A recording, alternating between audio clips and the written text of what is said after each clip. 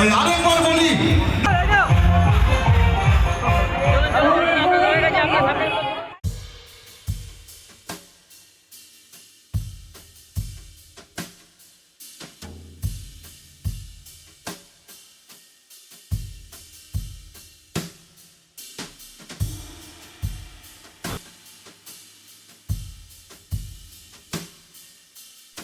Hello everyone, good morning. নতুন একটি ব্লগে আপনাদের সকলকে স্বাগত। ভালো আছেন, সুস্থ আছেন, আমিও ভালো। জগদ্ধাত্রী পুজো নবমী, আর আজ রবিবার, সকাল প্রায় 11টা বাজে। 11টা থেকে আজকে ব্লগটা স্টার্ট করলাম। দেরি করে ঘুম থেকে উঠেছি, খুব সকালে উঠিনি, কেননা কোনো কাজ বাজ সেরকম একটা নেই, তাই একটুখানি শুয়েই ছিলাম। আর ভিডিও কিছু ছিল, সেগুলো এডিট করছিলাম আর কি, শুয়ে। যাই হোক, আর টিফিন বলতে সকালবেলায় ও একটু বর একটু গিয়ে ইডলি নিয়ে এসছে, তো সেই ইডলি আমরা খেয়েছি। রান্নাবান্না কিছু করব না আর কি, যে আজকে আমাদের ওই জগদ্ধাত্রী পুজো আছে এখানে আমাদের সামনে আর কি, আমাদের একজন চেনা জানা, সেখানে আমরা যাব আজকে ভোগ খেতে। ভোগের কুপনগুলো পেয়ে গেছি তো। আর প্রত্যেক বছরই আমাদেরকে নেমন্তন্ন করে, আগের বছরের ব্লগ দেখলে আপনারা দেখতেই পাবেন। তো সেরকম এই বছরে যাব, একটু ভোগ খেতে যাব, কিন্তু ওর মানে আমার বর যেতে পারবে না আর কি। তো কেননা ওর আবার অফিস গেছে, যাব ছেলে আর মেয়েকে নিয়ে একটুখানি জগদ্ধাত্রী মণ্ডপে। সবসময় খেতে খুব ভালো লাগে। আর এই বছরে এমন হয়েছে যে কোথাও একটুখানিও মানে ভোগ পাইনি আর কি, মানে না কালী পুজোর সময় পেয়েছি, না দুর্গা পুজোর সময় পেয়েছি, কোথাও একটুখানি ভোগ খাওয়ার মানে নেমন্তন্ন অনেকগুলোই পড়েছিল, কিন্তু আমাদেরই যাওয়া। সেই সময় তো আমার ভীষণ শরীর খারাপ, মানে আমি ছেলে পেয়েছে, ওর বাবাও গিয়ে খেয়েছে, কিন্তু আমরা থেকে আমি ব্লগটা স্টার্ট দিয়ে একটু স্নান করব, স্নান করে পুজোটা দিয়ে তারপরে একটু রেডি হব। রেডি হতে হতেই 12টা প্রায় বেজে যাবে। তো ফটাফট আগে রেডি হয়ে নিই, তারপরে আবার আপনাদের সঙ্গে দেখা হচ্ছে। এইটা মনে হয় ওই যে দাঁড়া, ওখানে গেট আছে, তুমি সোজা চলো, সোজা চলো না, একটা গেট আছে লাইটের।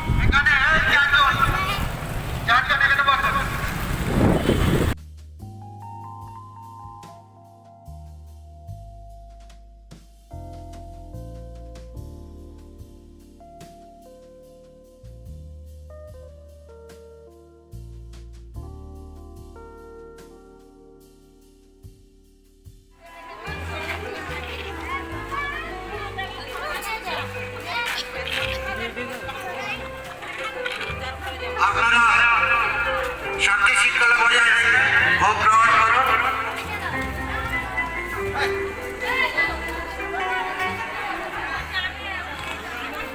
কতজন যাচ্ছে, এত বড় লাইন।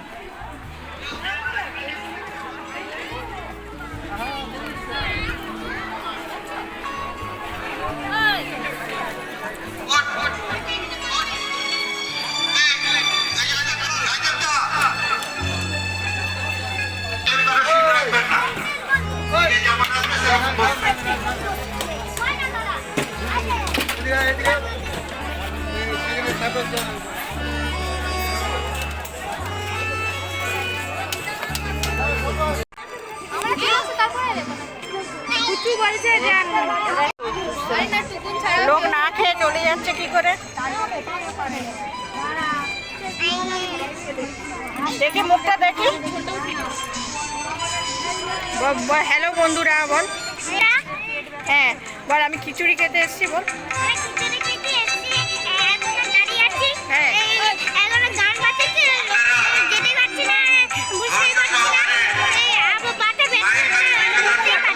পায়ে ব্যথা হচ্ছে, আচ্ছা আচ্ছা।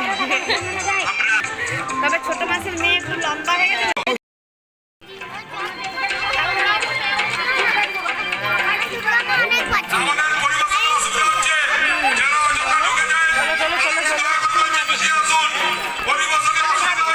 বন্ধুরা, প্রচন্ড লাইনে দাঁড়িয়ে খিচুড়ি খেতে হবে, তো কিছু করার নেই। আজকে বাড়িতে রান্নাও করে আসিনি, না খেলেও উপায় নেই, আর দাঁড়াতেও হবে। এখানে কটা আছে? এখানে কটা আছে? এখানে 1 2 3 4 5টা পাটা, 5টা পাটা। দাঁড়া লাইনে ঢুকতে পারবে। 5 জন যাদের কাছাকাছি লাইন আছে তারাই এসে সব লাইনে।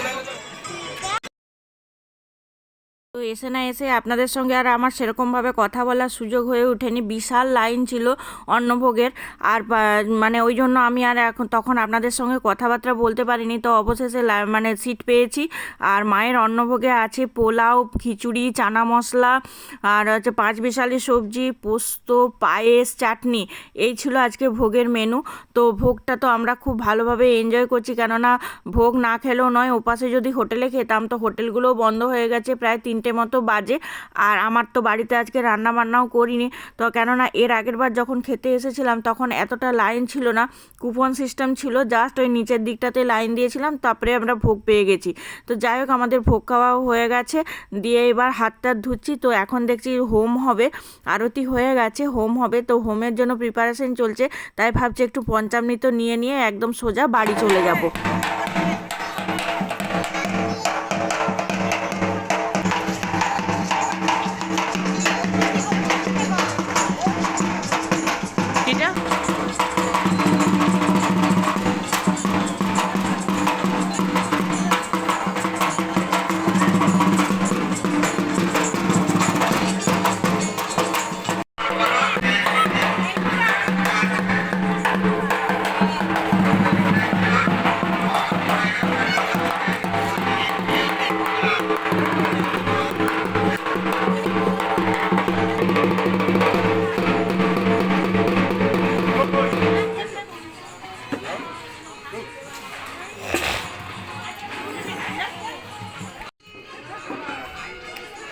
টিনিক নিয়ে নে, টিনিক ওখানে যা, দাদার কাছে যা, সিঁদুর পরিয়ে দেবে।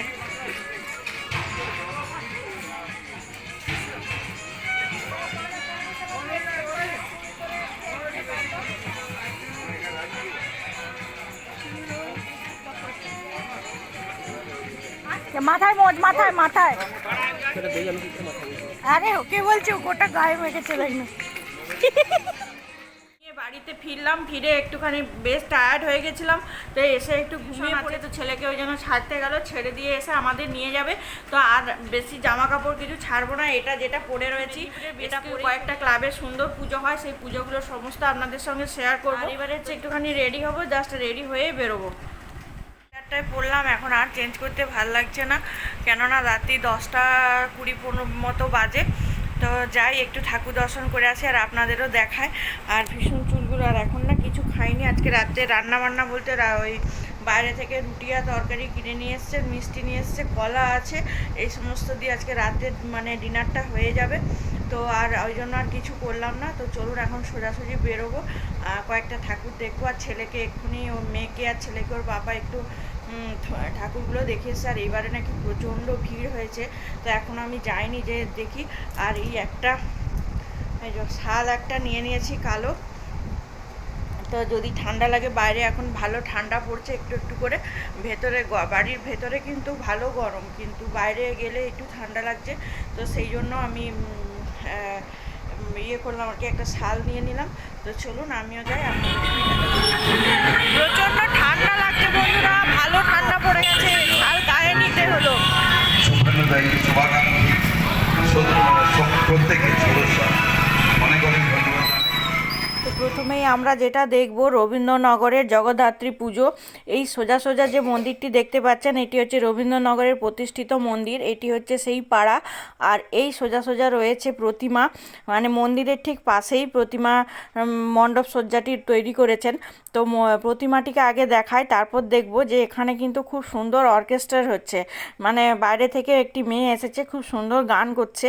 তো সেটিকেও আপনাদেরকে দেখাবো, কিন্তু তার আগে দেখায় যে প্রতিমা কিন্তু অসম্ভব সুন্দর প্রতিমা হয়েছে। আর এটা হচ্ছে ডাক্তারদের পাড়া।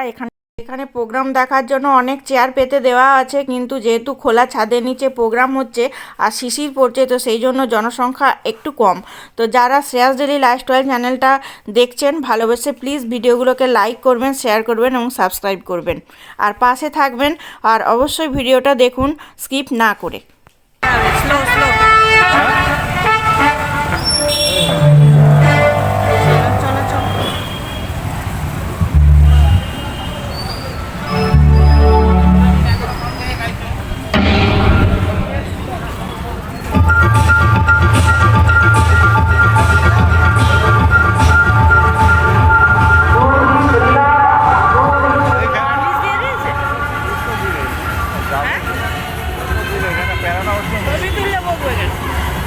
ঠাকুরের গায়ে পুরো সোনার গয়না আছে।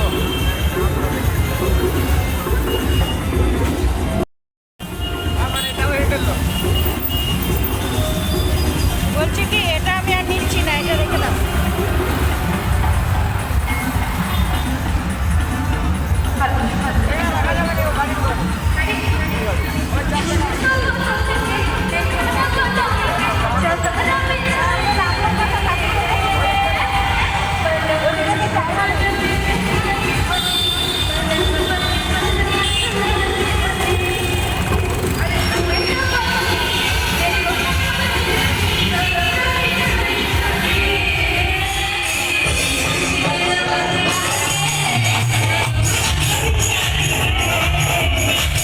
তো এবার আমি আপনাদেরকে অসাধারণ একটা মণ্ডপ সজ্জা দেখাতে চলেছি বন্ধুরা, তো সাথে থাকুন। আর এখানে সবচেয়ে বড় যে মানে জগদ্ধাত্রী পুজো হয় যেটা, সেই মণ্ডপ সজ্জাটাই আপনাদের সঙ্গে শেয়ার করব, যেখানে রয়েছে শুধুমাত্র মায়ের গলায় প্রচুর পরিমাণে সোনার গহনা আর প্রচুর পুলিশ, প্রচুর লোকজন, খুব ভালো প্রোগ্রাম হচ্ছে, অর্কেস্ট্রার, মানে এভরিথিং আপনাদের সঙ্গে এই ব্লগে শেয়ার করব।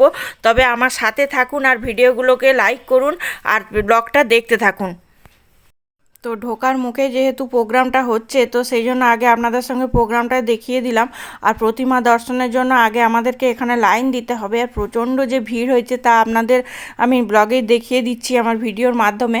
তো এই মেয়েটি এসেছে, সুন্দর প্রোগ্রাম করছে এবং সবাই, আর এইটাই হচ্ছে আমাদের মেদিনীপুরের অনেক বড় পুজো, মানে সবচেয়ে বড় হচ্ছে এটা আর অগ্নিকন্যা, মানে এরপরে আমি আপনাদেরকে অগ্নিকন্যার যে মণ্ডপ সজ্জা সেটি আপনাদেরকে দেখাবো।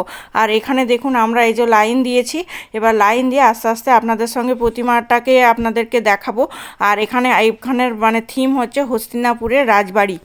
আর এই মণ্ডপ সজ্জাটি দেখার জন্য এত ভিড়ের কারণ হলো, এখানে সেনকো গোল্ড বা পিসি চন্দ্র সাহা জুয়েলার্স যে সমস্ত সোনার দোকানগুলি আছে, ওনারা এখানে মাকে প্রতিমাকে মানে সম্পূর্ণ সোনা দিয়ে সাজান আর কি। আর সেই জন্য এখানে পুলিশের মানে পাহারাটা খুব বেশি, আর আমাদেরকেও এখানে বেশিক্ষণ মণ্ডপের সামনে দাঁড়াতে দিচ্ছে না। দূর থেকে মণ্ডপ সজ্জাটির ফুটেজটা নিয়েছি, আমার তো চোখ ধাঁধিয়ে যাচ্ছে। আর আমার আজকে আসতেও ইচ্ছে করছিল না, বেরোতে ইচ্ছে করছিল না, যেহেতু অনেক রাত্রি হয়েছে। কিন্তু এখন ভাবছি এই প্রতিমা আর মণ্ডপ সজ্জাগুলি দেখে যদি আমি না আসতাম তাহলে আমার অনেক কিছু কিন্তু মিস হয়ে যেত, আমার আর দেখাই হতো না। তো চলুন আমার সাথে সাথে আপনারাও দেখতে থাকুন, আর ভিডিওগুলো কেমন লাগছে অবশ্যই জানাবেন, এবং ভালো লাগলে অবশ্যই একটা লাইক করে দেবেন।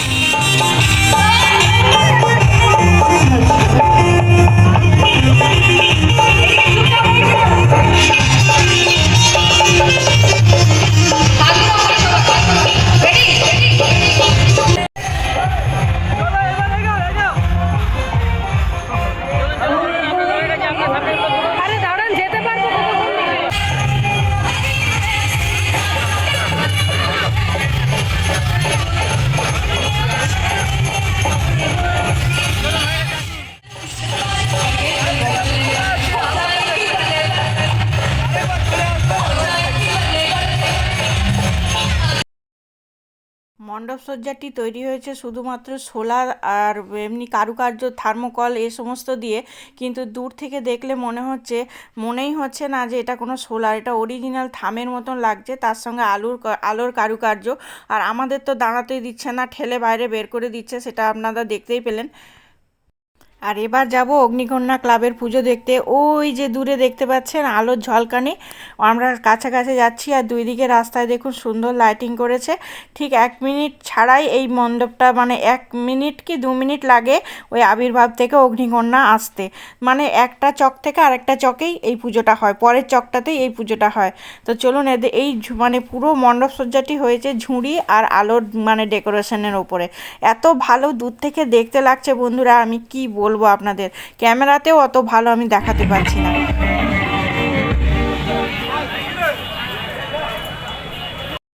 চলুন এবার মণ্ডপের ভেতরে যাই আর আপনাদেরকে প্রতিমা দর্শন করায়। এখানের প্রতিমা অসম্ভব সুন্দর হয়েছে।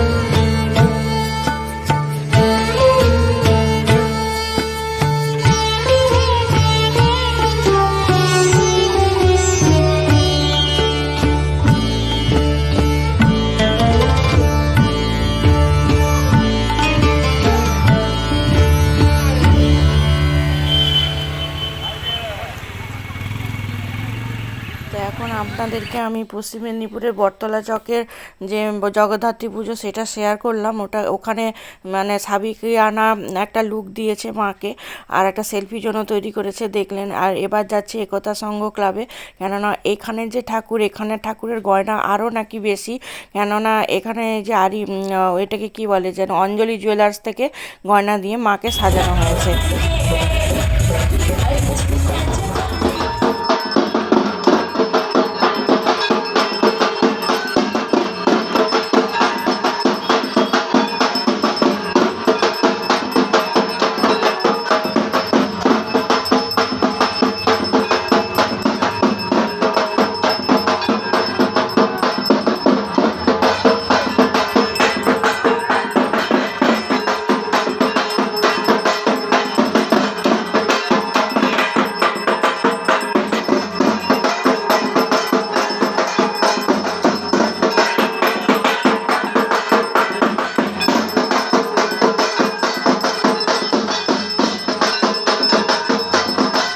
এই পুজোটি হলো নানুর চকে একতা সংঘ ক্লাবের পুজো।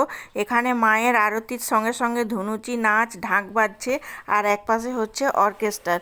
তো সেই জন্য বেশ কিছুক্ষণ এখানটাতে দাঁড়িয়ে গেলাম, কেননা অন্য কোনো মণ্ডপে এখন আর আরতি হচ্ছে না, বোধহয় হয়ে গেছে, আর এখানে হচ্ছে বলে আমি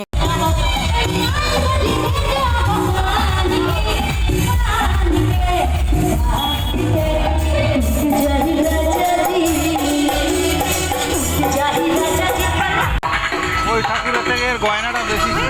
কোন ঠাকুরের? সেইটার থেকে এর গয়না বেশি ছিল। এই ঠাকুরের অঞ্জলি জুয়েলার্স কি অঞ্জলি জুয়েলার্স থেকে গয়না দিয়েছে? হ্যাঁ, তো তুমি কিছু খাওয়াবে না কেন? দুর্গাপূজা না?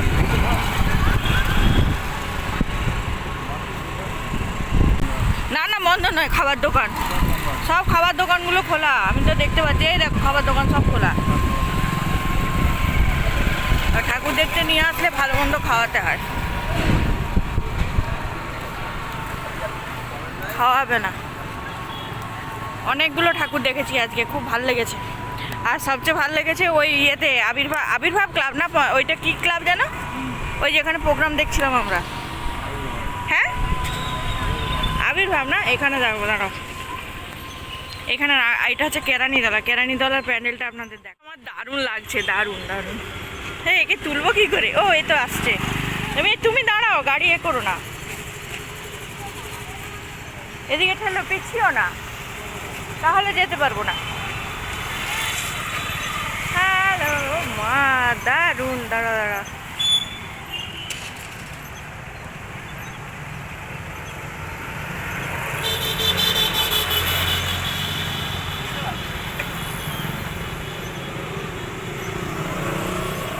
টিনিককে দেখিয়েছো?